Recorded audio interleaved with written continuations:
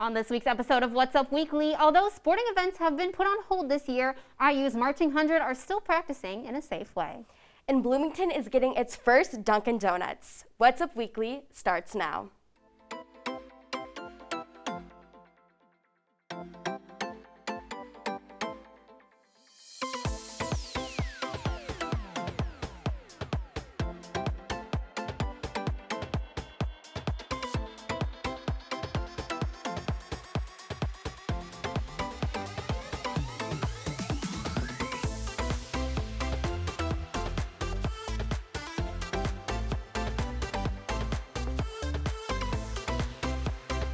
Hello and welcome to this week's episode of What's Up Weekly. I'm Noelle Friel. And I'm Anna Black. IU's Marching 100 is looking a lot different this year due to the pandemic. What's Up Weekly reporter Lizzie DeSantis has the story. Memorial Stadium has been quiet this year with the postponement of the Big Ten's season, but the Marching 100 has adopted certain measures to make sure the band plays on. Marchers wear face masks, place special covers over their instruments, and formations are written to ensure no students are closer than 8 feet. Marching 100 is for IU, but it's also for all the people in it. It's a fun culture. It's a way to make friends. It's a way to socialize, have fun. If you still want to play your instrument, it's a way to keep up playing your instrument in a fun and supportive way. And for the people that aren't necessarily in 100, the fact that we sometimes go out and play for people, I think, can bring up spirits because they see a little bit of normalcy. They know we exist, and the fact that we're still continuing maybe brings a little peace of mind. Most students feel that the safety precautions taken have been effective. However, Marching 100 offers an online option for students that are still hesitant about the in-person experience. I think that what they're doing is effective. As long as we do what they tell us to do, we should be safe. I mean, they always make sure we're spread out. If we get a little too close, they say, hey, space out more. I'm concerned about catching COVID for Marching 100. I was more concerned about IU's policy of having to self-quarantine for 14 days if you were exposed to someone. And I think that might have happened. I think that happened in Marching 100 where a trumpet education major had to quarantine for 14 days. So you're missing all your in-person classes. So I decided it would be smarter for my studies to go online. For What's Up Weekly, I'm Lizzie DeSantis.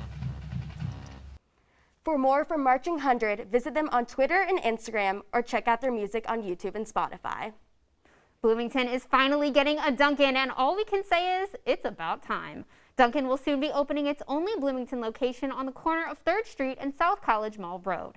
You may remember that the building was previously occupied by Steak and Shake, who closed the location in May. While an exact opening date has not yet been announced, the new Dunkin' is expected to open sometime this year. The pandemic has been scarier than anything Halloween could bring. So here are the CDC tips on how to have a safe holiday.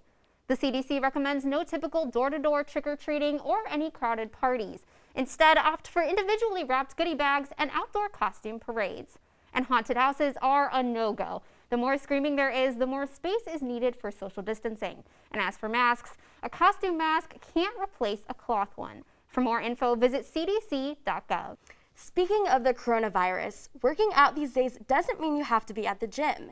Many workout studios are now offering virtual classes to keep people moving while at home. I caught up with an instructor at one of these studios, Bar 3, about how it's going. Fitness programs and centers have taken on many different forms during the coronavirus. Some of these changes include limited capacity, required masks, and even virtual classes. Bar 3 is among one of these fitness studios.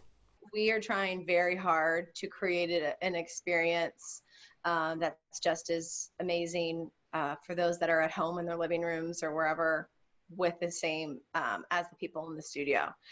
Some of the people who actually feel comfortable coming in the studio sometimes end up are on live stream anyways, just because, it works better with your schedule. When you're not in the studio, you're limited on postures that you can do without a balance bar, without the props that we provide in the studio. In the end, there is a totally different energy when you're actually in the space. When you're all looking at the mirror, making eye contact with one another, it's like this kind of, group, team, community feeling. When you're by yourself at home, I personally feel a little bit not as motivated, or it's easier to slack off, and that's just me personally. But I think it's to each their own. The InMotion Dance Company has been around here at IU for over 15 years. It has grown into a recognized dance company with an array of undergrad students and styles. Here to join me and talk more about the InMotion Dance Company is two of its own members, Caitlin Bowles and Sydney Coffey. Welcome. Thank you guys so much for coming. So, how long have you been involved with the InMotion Dance Company? I auditioned at the fall last year, and I've become a director this year, so 1 and a bit years. Yeah. I auditioned last spring, so this is only my second semester in the club. So. Okay. And what does a normal day dancing at InMotion look like? Like kind of pre-COVID, as well as like what does it look like now? Well, we do like 3 hours of practice a week generally, depending on how many dances and stuff you're in or what performance we're leading up to. But we generally just have 2 days a week where we practice and dance together, hang out. Yeah, I'd say the same. It depends. Like being in the spring semester, we get ready for Fusion, which is our dance show in the spring. And so last semester before COVID happened, I was in the racquetball courts a lot, like multiple hours, depending on how many dances you're in, probably an hour per dance. So. Yeah. And what does that look like with COVID now? Like, are you still together in the studio dancing, or is it virtual? Like, how is that all working out? Right now, since our team is over 15 people, we're meeting on Zoom for most of our practices. But we will be meeting in person, like split apart to do different activities, recording for different performances and stuff like that. And the performances, what is like the biggest performance that you guys put on as the InMotion Dance Company? Probably Fusion. Yeah, Fusion is our biggest one. We're hoping to be able to do some kind of in-person performance for that next semester, probably in one of the outdoor venues on campus. Yeah. But right now we're getting ready to put together a virtual performance for IUDM. That's awesome. And do you choreograph it? Like, do the students choreograph, or do you have like a certain instructor? Who like choreographs the dances?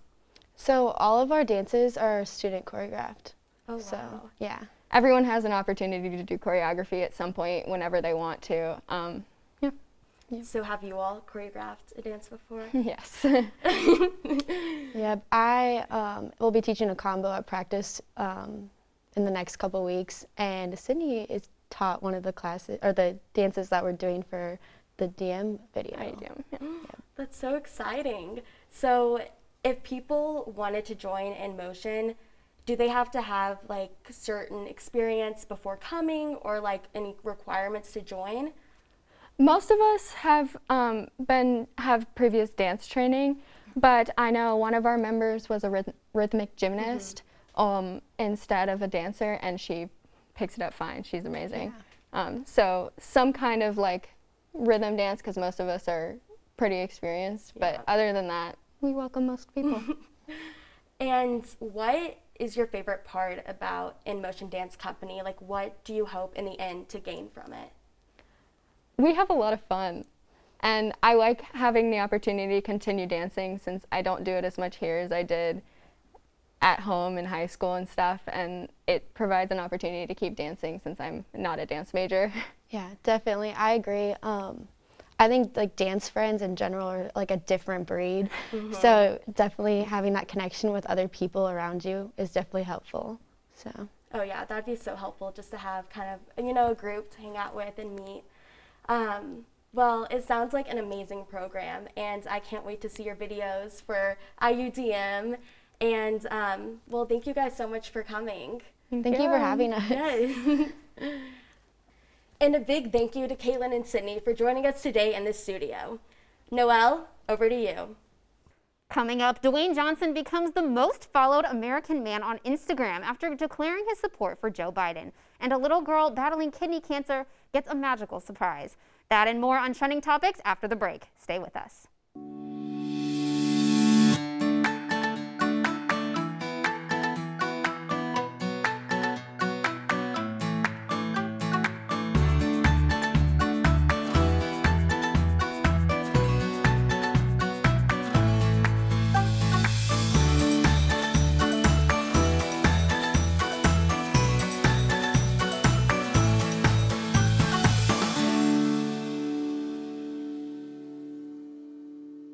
Welcome back. Jay-Z and his foundation are covering the costs of arrests, fees, and fines this week for those protesting against police brutality in Wisconsin.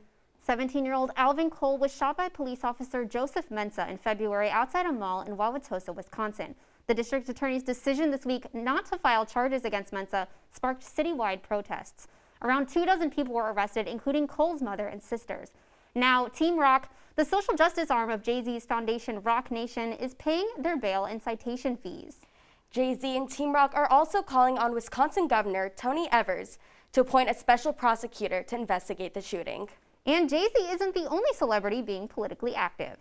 This week, actor Dwayne Johnson has become the first American man to top 200 million Instagram followers, and it appears to be due to his support for presidential candidate Joe Biden. There's been a sharp increase in his number of followers ever since he endorsed Biden on social media last month. Johnson posted a video to his Instagram on Thursday thanking his fans and saying, quote, "Always speak your truth, even when the conversations get uncomfortable."